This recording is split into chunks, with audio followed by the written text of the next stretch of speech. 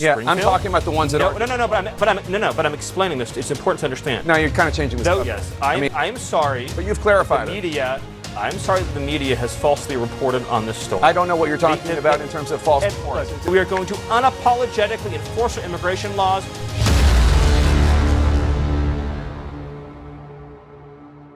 In this video today, Stephen Miller drops a nightmare warning on the bureaucrats within the federal government. He also has to fact-check CNN Jake Tapper to his face.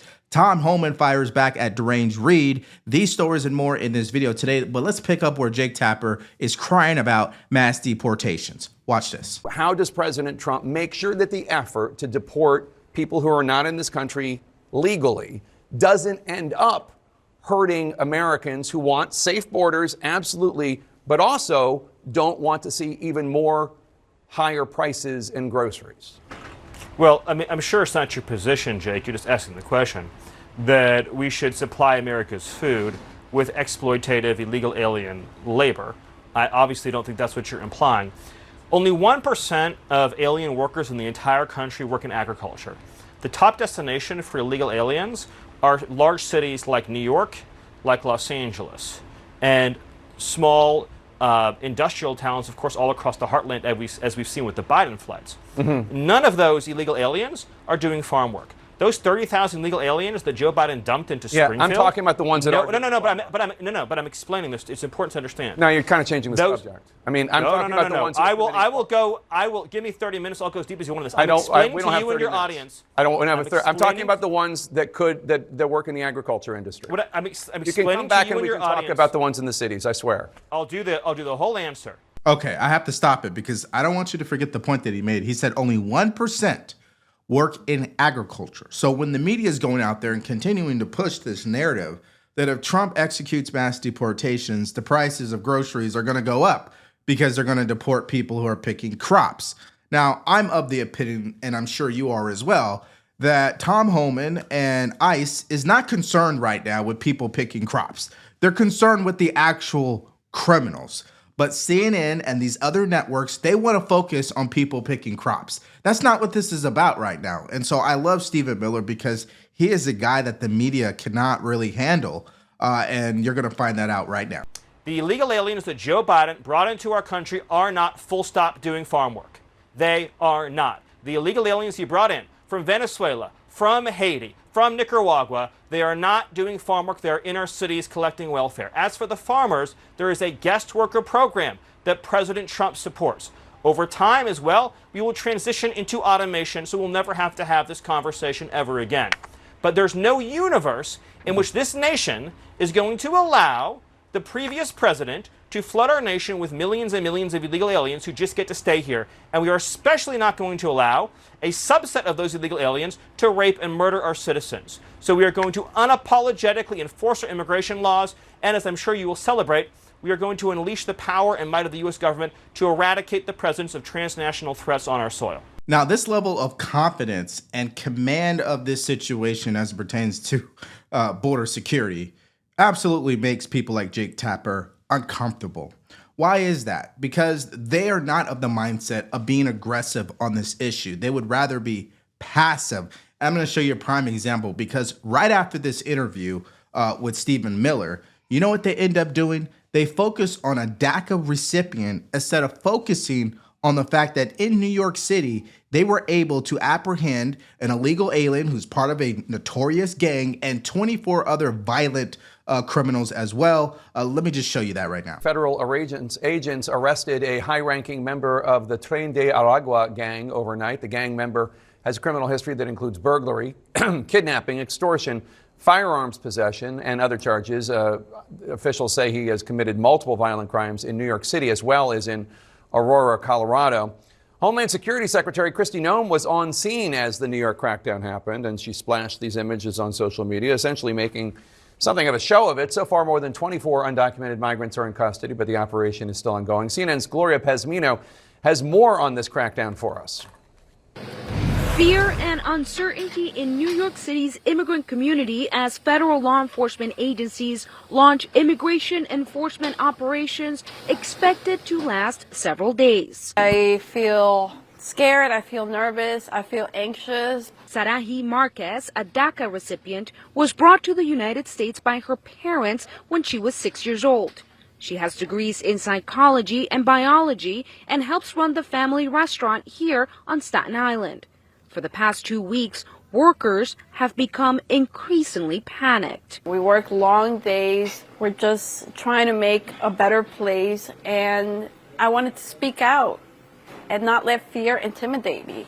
Now, if you notice in the beginning, he said that she splashed a few photos on social media. He didn't even at once say, hey, you know what? It's great that we've got the Homeland Secretary on ground, which we've never seen from Mayorkas, of course.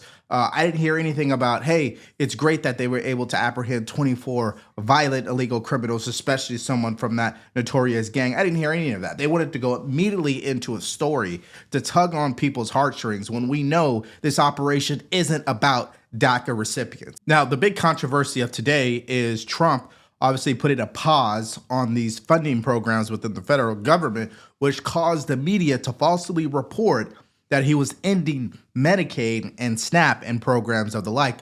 And of course, Stephen Miller had to set the record straight. So let's just walk through this because obviously there's confusion.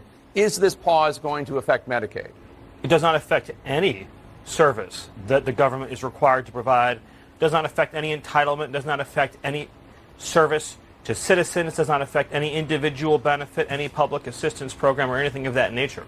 Republican Congressman Don Bacon was hearing from constituents. We have no idea where the constituents were getting their information from. But I will say, last night, when people started noticing this order, people were upset based on the executive order.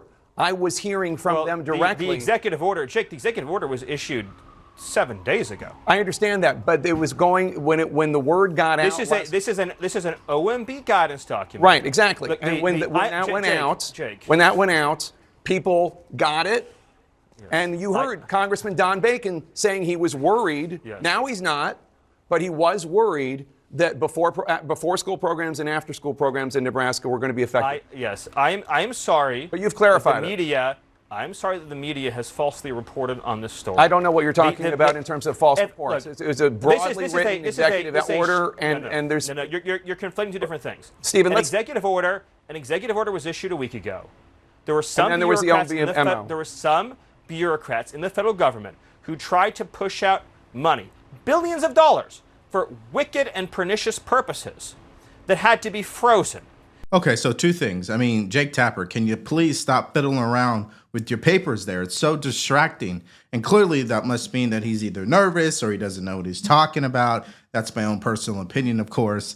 And secondly, what Stephen Miller is talking about is an executive order that Trump issued last week. The media is now obviously picking up that story because it fits the narrative that they're using now, which is basically a hoax, where they are saying that Trump is trying to take away Medicaid. Trump is trying to stop paying police officers. Now, if you guys don't believe me, let me show you what the Democrats have been up to. So the first up is from Chuck Schumer. He said funding for law enforcement is now in danger thanks to Donald Trump. And of course, Community Notes comes in for the win. It states that the executive order clearly states, quote, this order does not apply to military personnel of the armed forces or to positions related to immigration enforcement, national security, or public safety. Now, race hustler Congressman Frost out of Florida said this, flood the zone. Electeds, activists, and leaders, don't assume people know what's going on. Tell them Trump and Republicans stop Medicaid. Trump and Republicans stop housing assistance. Trump and Republicans stop schooling for children. I mean, this is insane. It's as if they're not actually paying attention or reading the executive orders. What they're trying to do is drum up a narrative to combat the momentum of President Trump, and it's just not going to work. Now, Trump deranged Congressman Murphy said this, Trump's government funding shutdown, Medicaid, cancer research, elementary schools is cataclysmic by itself. But together with the pardon of the rioters, the firing of the IGs, etc., it's a brazen, transparent effort to seize power. Let's start acting like it. And again, this is them using the whole fine people playbook, right? They latch on to a lie and believe that the American people are going to take it at face value. The only problem is they have zero credibility at this point. They can't argue anything because no one wants to believe them, just like the media. And of course, we had to get a response from AOC. She says this, Trump shut off Medicaid. And again, I'm sure Community Notes will catch up because this is not obviously true. And then Senator Ron Whitten says that his staff has confirmed reports that Medicaid portals are down in all 50 states following the Trump funding freeze. And so they try to latch onto that as well. Come to find out, the portal was down. It had nothing to do with the funding freeze. And remember, the executive order was issued a week ago. Okay, so as you guys can see, it's the Democratic Party that starts with these lies about what Trump is doing, and then clearly the media reports on it as well at the same time, as if somebody has given them all these talking points. The problem is they didn't take any time to actually fact check or read the memo. And so here it is again, Stephen Miller having to remind Jake Tapper what the truth really is. I just want to make sure I understand. So anybody out there that provides school lunches, anybody out there? Yeah, there's zero impact on public benefit programs, full stop, as OMB has made clear. And I want to really drill down on this, Jake, because it's so important. There's 2 million employees in the federal government. Overwhelmingly, the career federal service in this country is far left wing. The American people. I don't know that to be a fact. Well, I'll give you a great example. We looked at USAID as an example. That's 98% of the workforce either donated to Kamala Harris or another left-wing candidate, just as an example. Okay, but let me just an entire workforce is having a whoa. Did you just say that saying someone voted for Kamala Harris is demonizing them? No. So according your suggestion is that there's a bias. No, but you used the word demonizing. You just said that I'm demonizing somebody by saying they voted for Kamala Harris. Let's get back on track. But I am on track. Okay. Let me stay on track. What I'm saying to you is this: there are 2 million employees in the federal government. Right. They're overwhelmingly left of center. Again, the American people, I got to finish the sentence. Okay. I got to finish the sentence. The American people voted for dramatic change implemented by Donald Trump. So it is essential for him to get control of government, to establish a whole of government process for Donald Trump's political appointees to review discretionary grants of spending for pet projects that are not directed by Congress. So the bottom line is this: one side, and that is the Democrats and the media, they're continuing to overreact to everything that Trump is doing. So this executive order that was obviously signed last week to review every single government program that is funding unknown, ridiculous projects like gender studies in Afghanistan, as an example, or sending condoms to Gaza. This is what Trump wants to do, right? He wants to investigate all that and stop the wasteful spending. Well, on one side, like I'm stating, the Democrats are freaking out over it, and they're not even doing their research. And on the other side, Trump is doing what he was elected to do: cut the wasteful spending. Now, he was also elected to get the border under control and to get the criminals out of our country. But people like Deranged Reed and others in the media doesn't see it that way. And so Tom Homan went on Fox News and delivered a brutal message to people like Joy Reid. Listen to this. New York City joined the list of cities where these performative raids are taking place. We have a government right now that is reckless. Reckless and also, I mean, as I've said, performative. I mean, I want to show you an image of Kristi Noem, who was just confirmed, the former governor who was confirmed as Department of Homeland Security. I mean, it's as she's cosplaying. It's almost a game where she seems to be cosplaying, because I'm not sure what she thinks that she's portraying here. She might as well be at Comic-Con. James and Joy say you're reckless and you're just role-playing for fun. She's dumber than a box of rocks. Bottom line is, let's talk about Chicago for a minute. Chicago mayor says that we put fear in the elementary schools because ICE agents went to elementary school. Total false story. What ICE did in Chicago is save children. What we did in New York today is save children. Just Chicago alone, we arrested like 9 sexual predators, most of them child sex predators. We took them off the street. We took them off the street in New York today. We're protecting the community. We're saving children. We're going to secure that border so less Americans die of fentanyl deaths. We're securing the border so less women and children are sex trafficked. Biden administration had a 600% increase in sex trafficking. We're securing the border so less terrorists and people on the terrorist watch list get into the country. Biden, under Biden, we had a 3,500% increase in people on terrorist watch lists. No, we're saving this nation. We're making America safe again. So they need to get out of the way because we're coming. We're going to do it. They're not going to stop us. Yeah, I just have so much respect for Tom Homan because this is a guy who truly believes in what he is doing. And of course, his entire career has been based on this. So who better than Tom Homan? Unlike Kamala Harris, who was the border czar but never did anything but make things worse, of course. And the Democrats every step of the way try to deny that. And I'm always going to bring it up because it's a blatant lie. And of course, Mayor Brandon Johnson from Chicago had a response to the raids that occurred in his city. We will continue to protect civil and human rights, and we welcome all individuals and families who want to work, live, and thrive here in our beloved city. The Welcoming City Ordinance is a law, and it is the law of the land here in Chicago. We will uphold it, along with the complementary Illinois Trust Act, to ensure that our immigrant communities are safe. Furthermore, we intend to continue to empower all of our communities throughout our city with crucial information and resources at this time. All right, so President Trump just uploaded this photo in regards to the work that Tom Homan has been doing, of course. And it's all about getting results and the numbers. And what you're looking at here are the daily encounters, okay?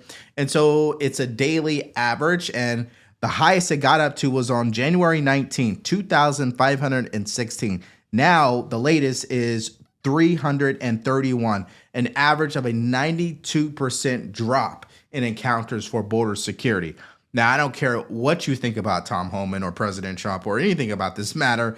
Results tell the story. Men lie, women lie, numbers don't. Clearly, people have gotten the word that this administration is not going to play any games as it pertains to border security, so don't even try it. Okay, so since we're on this topic about people who aren't playing any games, Nicole Shanahan would be on that list because she has come out publicly and threatened people in Congress that if they don't vote yes on Bobby's confirmation tomorrow, she will make sure they get primaried by funding their opponents. Listen to it for yourself. This hasn't been widely reported, but in 2020, I cut large checks to Chuck Schumer to help Democrats flip 2 Senate seats in Georgia from red to blue. The 2 candidates I helped elect, Senator Raphael Warnock and Senator John Ossoff. Please know I will be watching your votes very closely.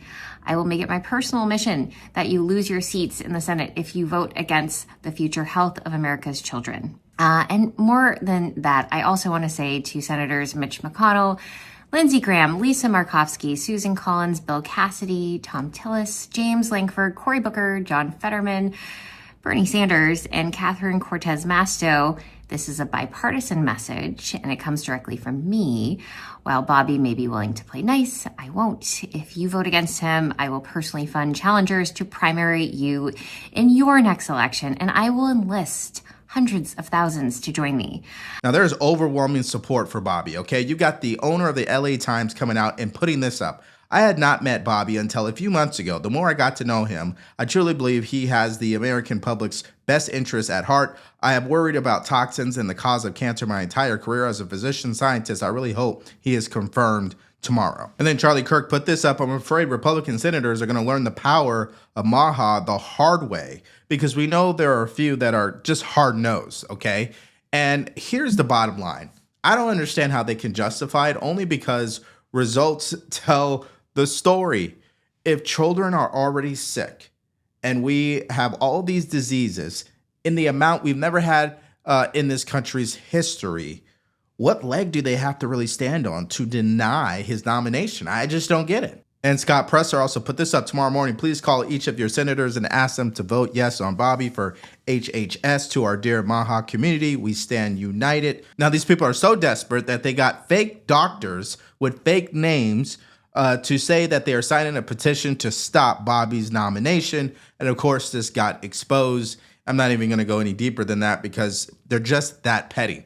And what's even more petty is someone from the Kennedy family has come out and started to basically claim wild accusations against Bobby. And I'm not even going to play her video because I just think it's disgusting. But just so you know, her name is Caroline Kennedy.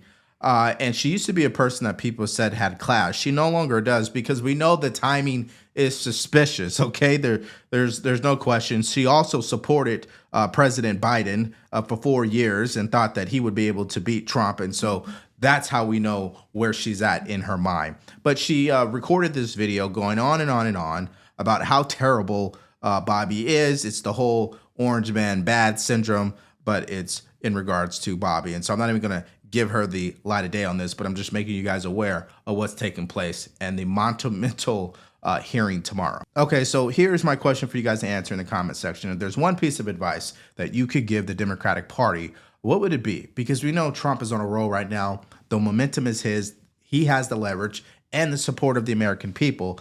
But I continue to see the Democratic Party and the media double down on the same tactics that got them in trouble to begin with. Let me know what your answer is in the comment section below. Now, speaking of the tactics that got the media in trouble, CNN host Jim Acosta quit live on air this morning. He gave a miserable speech that you're going to want to hear for yourself, including more stories from earlier today. So if you guys want to check out that video, all you have to do is click on it because it's coming up right now.